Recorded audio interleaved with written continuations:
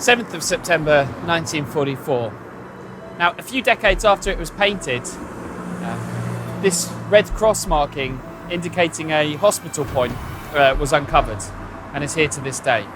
And that's an appropriate symbol because on this day, the 38th day of the Warsaw Uprising, Countess Maria Tarnowska crawled out under sniper fire along with other members of the Home Army, the Polish Home Army, and made contact with the Germans in order to negotiate a ceasefire to get civilians out. The Germans agree, and over the course of the next 2 days, at least 15,000 civilians are able to make their way out of the city centre and out of other districts to safety. It was also on this day that the lower part of Powiśle behind me finally fell into German hands. A stream of civilians and troops comes running up this hill in order to get into the relative safety of the city centre. Meeting them is Zbigniew Blichewicz, who's appeared in some of our earlier episodes, and he's furious.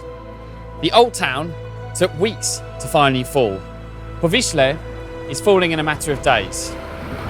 He hears a number of shots somewhere where we are now and goes to investigate, and he discovers some Polish soldiers shooting into a group of Volksdeutsche, Polish citizens of German origin who've been given special status under German occupation in Poland.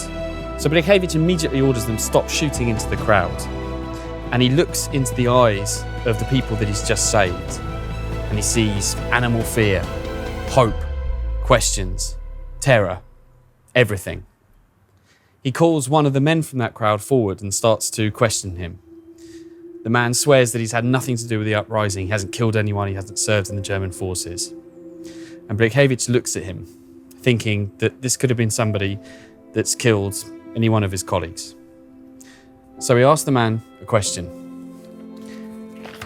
He says, "Tell me, do you deserve to live?"